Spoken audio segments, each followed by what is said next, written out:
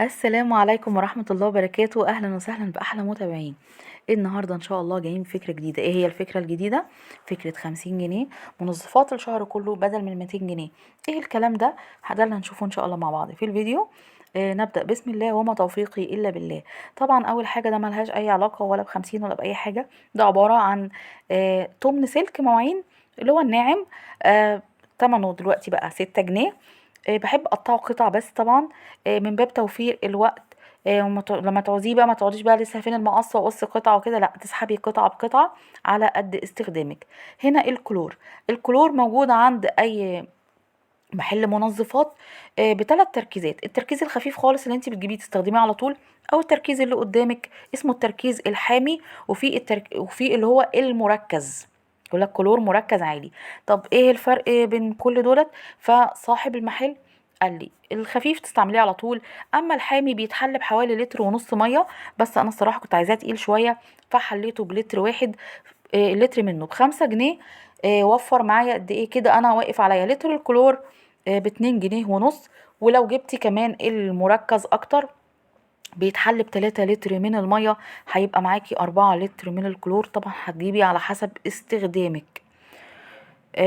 دي كانت فكرة. نيجي بقى هنا لفكرة الفيديو. بصوا يا جماعة، المسحوق الأوتوماتيك أنا النهاردة هطلع حوالي من 6 كيلو ونص ل7 كيلو مسحوق أوتوماتيك. أنا شفت المسحوق الطايد على سبيل المثال 7 كيلو في حدود 190، وده كمان عشان في هايبر وعليه تخفيضات وكده، لو جبتيه من بره هيكون معدي ال200. طيب لو رحت انتي بتستخدمي قد ايه مسحوق اوتوماتيك؟ اي بيت فينا بيستخدم من 2 كيلو ونص ل 3 كيلو مسحوق اوتوماتيك كل شهر. طب جميل، لو رحت جبت الاوكسي 2 كيلو ونص ب 95 جنيه، هل انا كل شهر هدفع 95 جنيه؟ لا. احنا هنعمل حاجة تانية، هيبقى كأننا بالظبط عندنا غسالة فوق اوتوماتيك بنستخدم لها مسحوق عادي. لو عندك غسالة فوق اوتوماتيك 50 جنيه هتغرقك مسحوق طول الشهر. الله، طب امال انا هنا اوتوماتيك هعمل ايه؟ هقولك. انا هاجي على شهر هقرص على نفسي زي ما انا عملت الشهر ده.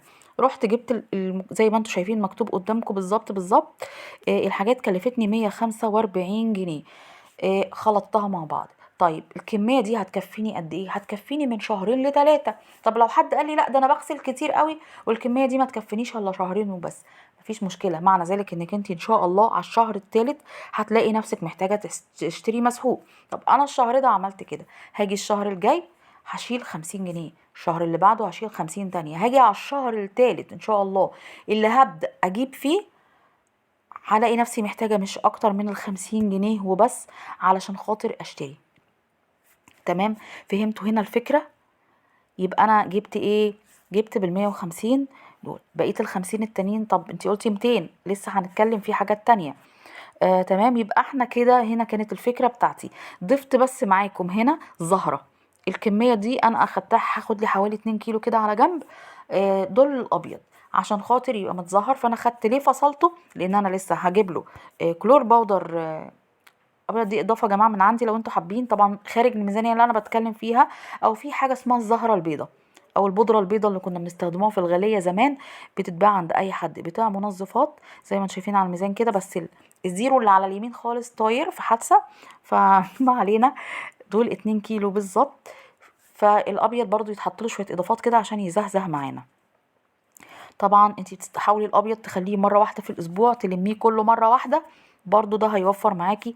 الباقي الكميه حوالي اهو زي ما انتم شايفين 4 كيلو ونص يعني. 4 كيلو ونص الا حاجات بسيطه، يعني 4 كيلو ونص اهو. كان عندي كميه تايد، مسحوق التايد على فكره كويس جدا جدا برضو. كنت جايبه حوالي كيلو الا ربع سايبين كده على اخر الشهر اللي فات، كان المسحوق عندي خلاص، فجبتهم امشي حالي بيهم لحد بدايه الشهر الجديد. اتبقى حوالي 340 350 جرام، ضفتهم برضو. مش هيخسروا معايا. ودي كانت اول فكرة معانا. هنيجي بعد كده. طبعا حلو جدا يا جماعة فكرة ان انت تحطي مسحوق الابيض لوحده والاوتوماتيك والالوان لوحده. صدقيني بيفرق جدا في نظافة الابيض. هنيجي للصابون السائل. الصابون السائل انت لو هتجيبي السايب العادي عايزالك من 15 ل 20 جنيه كل شهر. برضو حاولنا نقرب الموضوع. الهايلوكس ثمنه كام؟ ثمنه 20 جنيه، بيعمل من 6 ل 8 لتر. لو عايزاه مركز قوي هتعمليه على 6 لتر، لو عملتيه على 8 لتر هيبقى حلو برضو، بس هيبقى خفيف شويه. طب احنا عايزين نزود الكميه ونزود التركيز، ده اللي ان شاء الله هنشوفه مع بعض النهارده. طبعا انا هقول لكم زي ما مكتوب عليه بالظبط. اول حاجه بحط العجينه، وبعد كده بحط البودر. ما حطيتيش اللايك، انزلي بقى حطي لايك. انا حطيت البودر وانت لسه ما حطيتيش اللايك، حطي لايك. واذا عجبك الفيديو وعجبك طريقه الطرح، اتمنى الاشتراك في القناه علشان ان شاء الله نكمل مع بعض ونشوف كل جديد مع بعض. هنا حطيت البودر. الميزه في الخلط كل ما تخلطي اكتر كل ما يكون افضل. هبدا انزل باول لتر. انا هنزل بلتر. اول لتر ده بنزل بيه على 3 4 مرات، شقشاق شقشاق، عشان اطمن ان العجينه دابت معايا. زي كده فكره البشاميل لما بننزله باللبن واحده واحده عشان خاطر ايه؟ ما يكلكعش معانا ونعرف نحله كويس. هنا كنت وصلت لللتر الرابع. تمام. هبدا اقلب واحده واحده. بصوا يا جماعه الموضوع بياخد تقليب كتير. طب امتى هعرف ان انا لازم انزل باللتر خلاص كده اللي بعده؟ لما الاقي القوام تقيل قوي قوي معايا، زي القوام اللي انتوا هتشوفوه دلوقتي، تقيل جدا، واللون حتى داكن مش شفاف زي ما لون الصابون السائل. لا، يبقى انا كده خلاص امتزج جامد قوي قوي وتقل معايا، ابدا انزل باللي بعده. كنت بصراحه بتعب في النص، مفيش ادنى مشكله. هنا قلت احطه في حاجه واسعه واغير كمان في اللون عشان يظهر لكم اكتر، ما يبقاش اصفر على اصفر والدنيا تايهه كده. كنت بتعب بروح اشرب كوبايه شاي. لو الاذان اذن بروح اصلي، بدي لنفسي فرصه كده اريح شويه، وبرجع اكمل تقليب. لان الفكره في التقليب مش اقل من 5 دقايق ضرب بعد كل لتر كنت بنزل بيه. هنا كنت نزلت ب8 لتر ميه، وزودت عليهم 2 لتر كنت شاريه ب10 جنيه، 2 لتر من الصابون السائل المركز.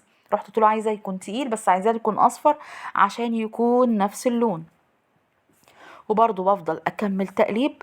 بصوا زي ما انتوا شايفين بقى تقل. بس طبعا احنا لما بنشتروه شكله ما بيبقاش كده. هتسيبيه حوالي من 2 ل4 ساعات على جنب بقى لما تمتزج المكونات كويس جدا، وبعد كده تبدأي تستخدميه. تمام. هنا بقى انا كنت سيبته لتاني يوم كمان الصراحة. بصوا بقى لونه خلاص وشكله، حتى اللون اختلف خالص زي ما انتوا شايفين. بقى زيه زي اللي بتشتريه من بره بالظبط والله، وتقيل جدا جدا. عايزه اقول لكم انا مثلا باخد هنقول حوالي ربع كوبايه كده صغننه، بحط عليها بقى الميه بغسل بيها مواعيني طول النهار. بس السر زي ما قلنا في فيديوهات كتير قبل كده، الاسبونشا اللي بيتغسل بيها اول حاجه بتتغير كل شهر مره او مرتين. انا شخصيا بغيرها مره كل شهر. الشهر ده كنت جايبه من اللي هي النوع اللي هي عامله 3.5، حلوه بصراحه مش وحشه. طبعا التانية اللي فيها سن ألمونيا دي بتبقى افضل. بس تمام. بصوا زي ما انتم شايفين، بصوا قوامه وتقله ولونه وكل حاجه بسم الله ما شاء الله. انا كده ب30 جنيه عملت 10 لتر من الصابون السائل. لو ظبطتي وعملتي زي ما قلت لك، والاسبونشه ما تباتش في الميه بعد ما تخلصي اخر النهار بتشطفيها شطفه حلوه، عليها نقطتين ليمون، عصير ليمون، وتركنيها على جنب. الخل لا، لان الخل هيخليها لك بعد كده ما ترغيش، فبلاش من الخل خالص. بصوا انا خدت حبه في قعر الغطا، والله حبه بالفعل، خدت عليهم نص لتر ميه. بصوا رغى معايا ازاي، بصوا بيرغيوا زي الفل. طبعا حابه تزودي كميه الصابون تاني وانتي بتحطي مفيش مشكله، الافضل كمان لو تزودي سنه كمان. هنا هبدا بقى اعبيه كده في جيركن، وبعد كده في ازازه بقى حطي لتر بلتر عشان تبقي عارفه نفسك بتستهلكي قد ايه وتقدري تتحكمي. لو قلبتي من الجيركن كده على طول هتهدري بالجامد. فلا، انا بعد كده خدت حبه ازازه لتر كده على جنب لما بتفضى املاها تاني. بصوا الجيركن ده بياخد معايا من 9.5 تقريبا 9.5 كيلو. فهنا بصوا هو والله اتملى معايا على الاخر، لان حبيب قلب ماما الله يبارك له كان كابب لي نص لتر، وانا لسه بقى سايباه بقى يمتزج. زي ما انتم شايفين بقى الكميات ان شاء الله تكفي معاكم. كل شهر بقى هيتبقى معاكم مبلغ بقى يطلع كده على جنب. يعني احنا دلوقتي خلاص شايلين ال50 بتاعة الاوتوماتيك، بتاع بقى الفلوس بقى اللي اتبقت من الحاجات التانية تقدري تجيبي اي حاجة. البريكس طبعا هتخففي الكمية دي، بتخفف ب10 لتر مية يا جماعة. الكيس اللي انتوا شايفينه ده يتخفف ب10 لتر مية تستخدميه. كمان الصابون السائل ده ميزته ان انت تقدري تستخدميه في حاجات كتير جدا، وحلو جدا بينظف اي ستانلس اي ألمونيا. يا رب تكون عجبكم الفيديو، والسلام عليكم ورحمة الله وبركاته.